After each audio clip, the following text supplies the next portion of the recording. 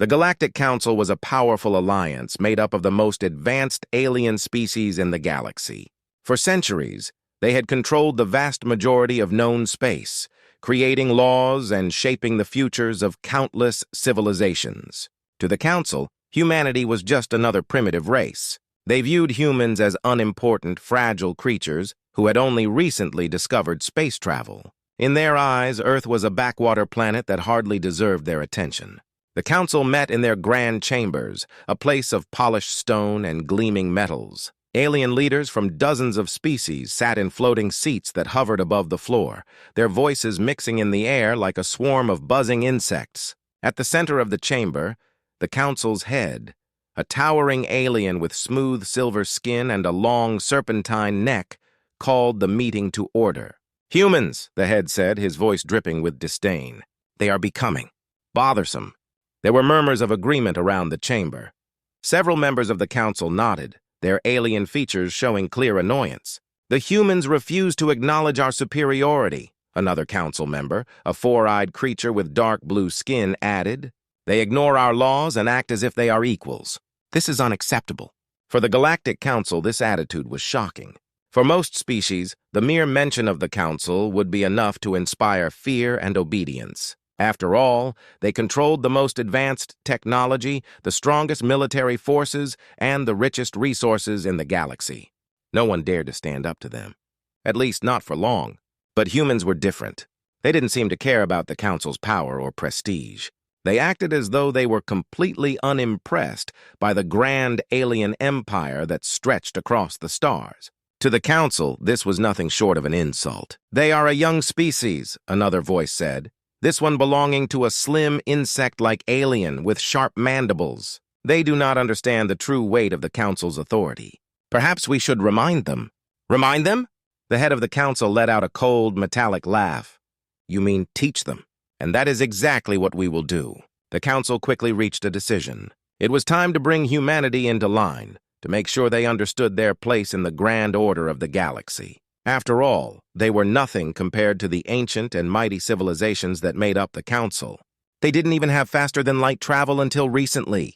How could they possibly think they could challenge the great powers of the galaxy? But, as the Council continued to discuss, stories of human defiance had begun to spread. There were whispers of human colonies refusing to pay taxes to the Council, rumors of human ships avoiding Council patrols, and even some small skirmishes where human pilots had taken down alien vessels with bold, reckless moves.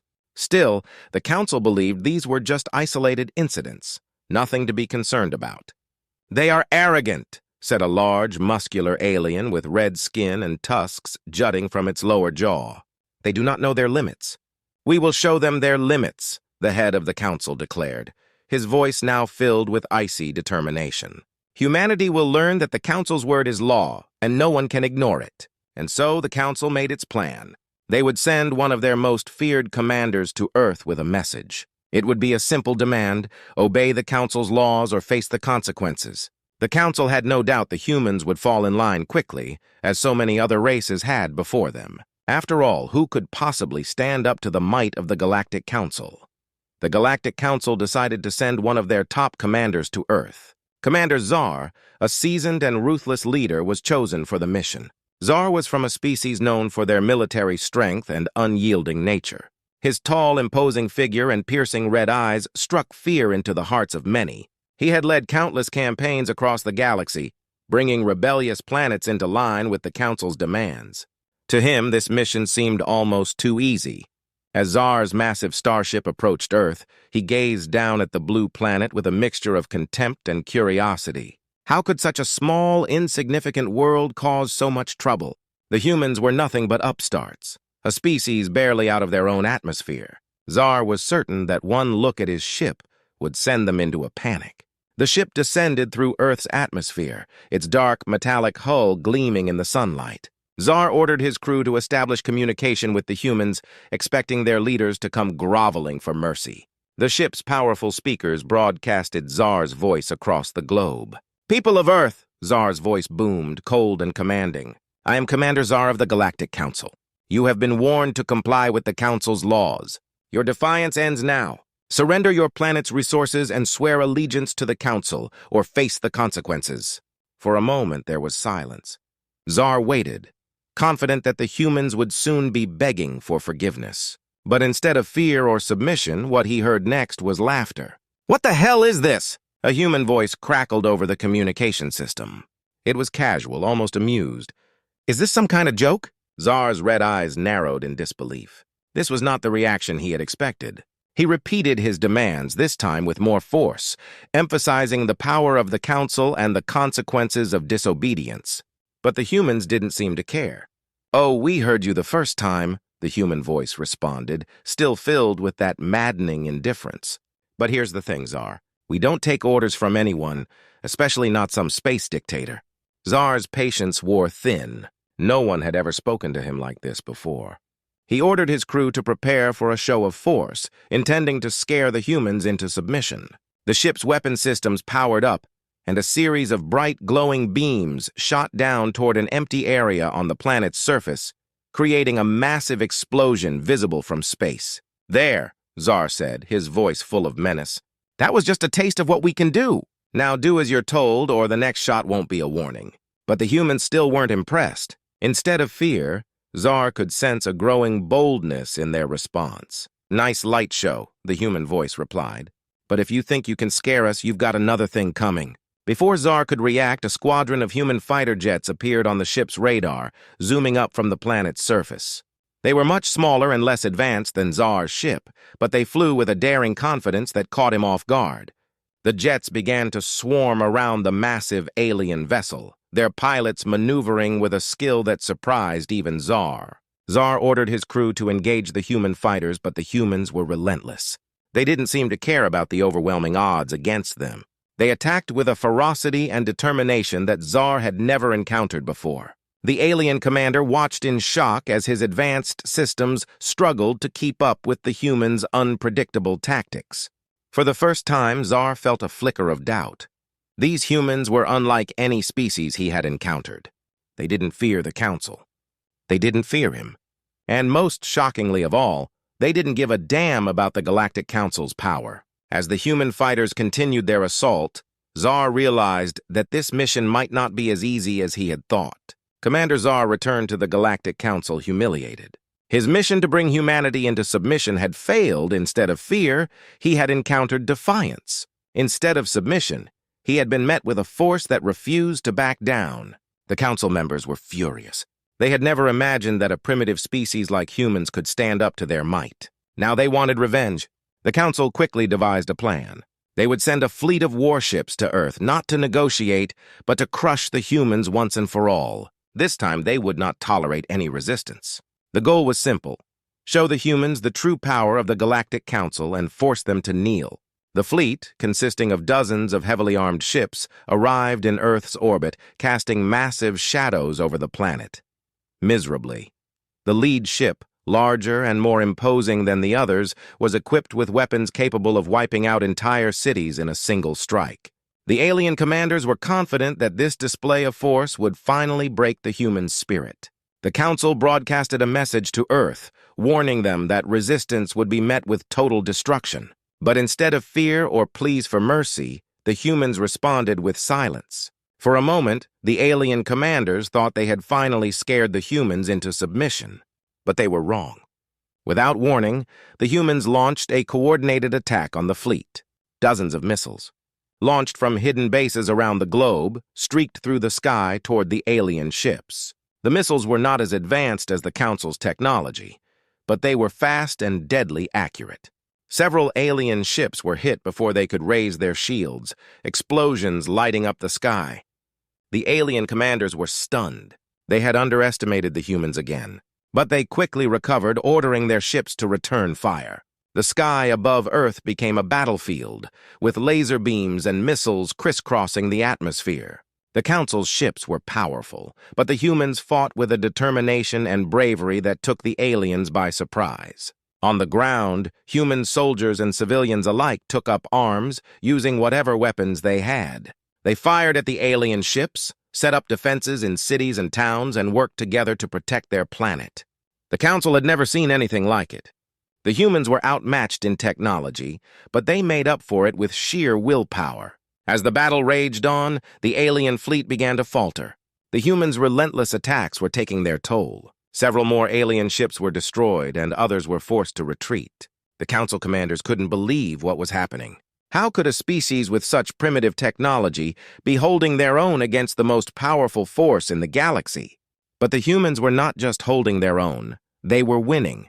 The council's fleet, once so confident and imposing, was now in disarray. The humans had found weak points in their defenses and were exploiting them with ruthless efficiency. Alien ships that had once seemed invincible were now being picked off one by one.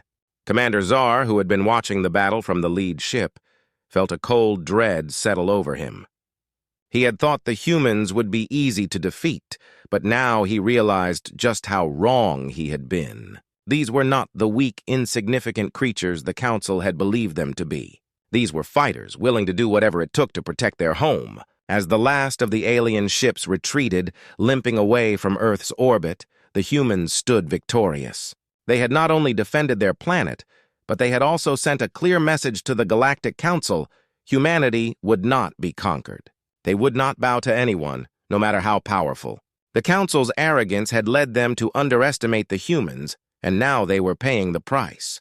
The once mighty fleet had been defeated, and the Galactic Council was left to ponder their next move.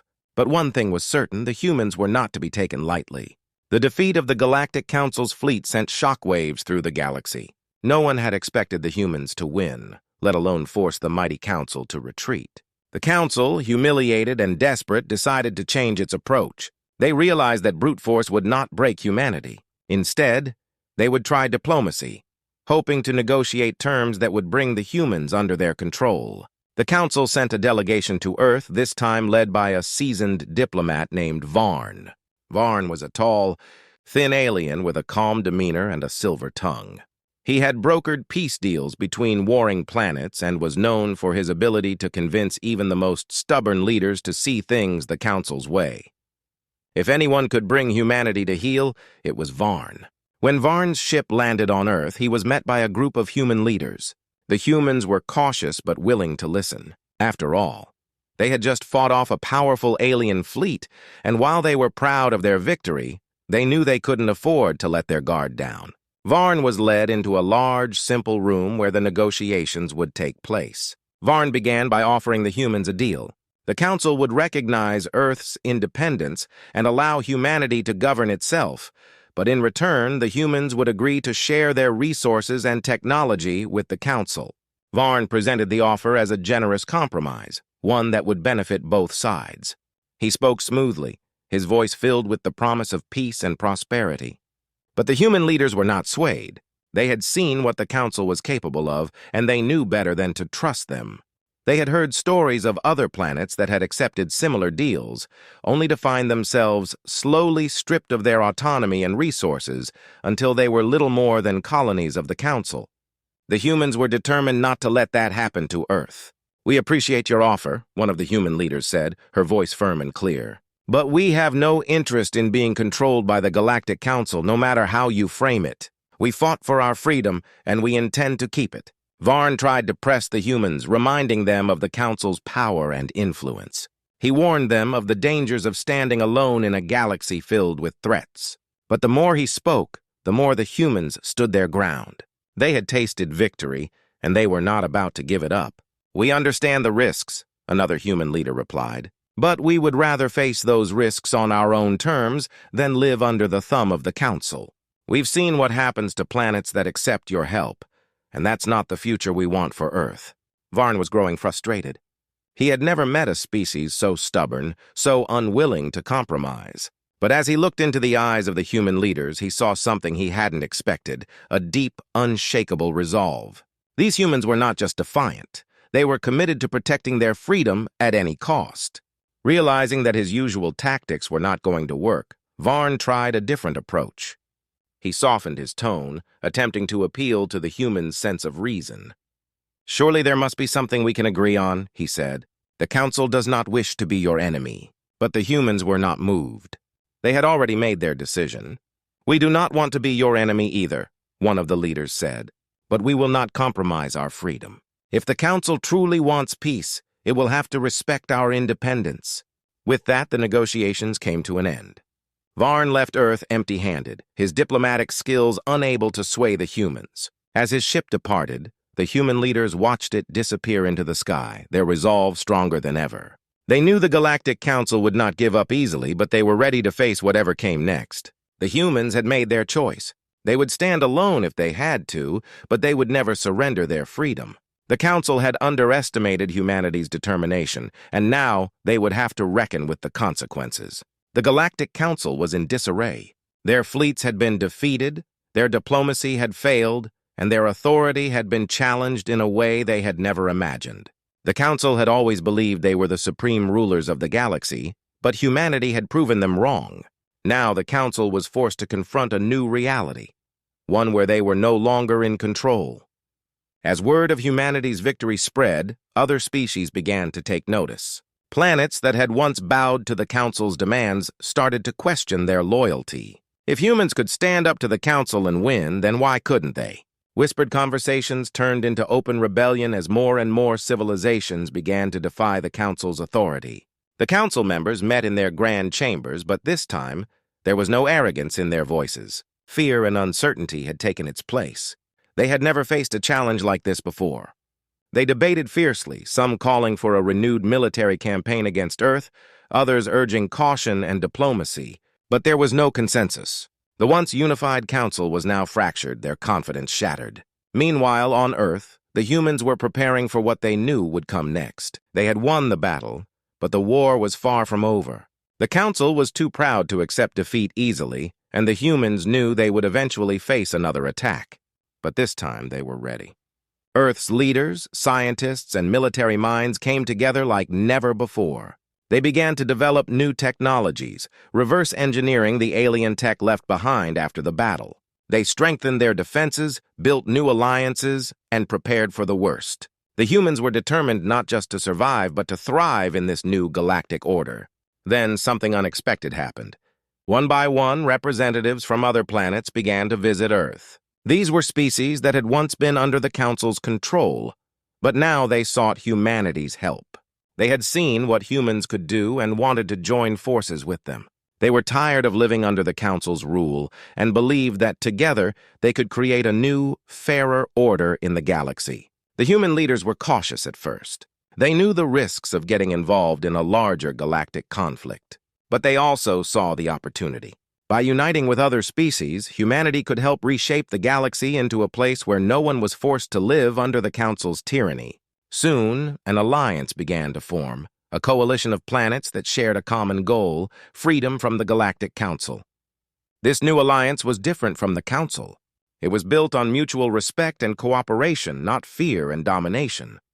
Humans played a key role in its formation, using their newfound influence to bring species together rather than divide them. As the alliance grew, the Council's power continued to wane. They tried to launch a counterattack against the coalition, but it was too late. The combined forces of the alliance were too strong, too united. The Council's fleets were pushed back, their strongholds captured one by one. The Council's once mighty empire was crumbling. In the final days of the conflict, the Council's leaders were forced to accept the inevitable.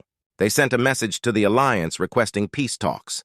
For the first time in its history, the Galactic Council was surrendering. The peace talks were held on Earth, the planet that had sparked the revolution. The Council's leaders, once so proud and arrogant, now sat across from the humans and their allies, humbled and defeated. The terms of the peace were simple. The Council would disband, its members allowed to govern their own planets but with no authority over others. The galaxy would no longer be ruled by a single power, but by a coalition of free worlds. And so, a new galactic order was born. Humanity, once seen as a primitive race, had become a symbol of freedom and resilience. The galaxy was now a place where every species had a voice, where no one lived in fear of the Council's wrath. The humans had not only secured their own freedom, but had also changed the course of galactic history forever.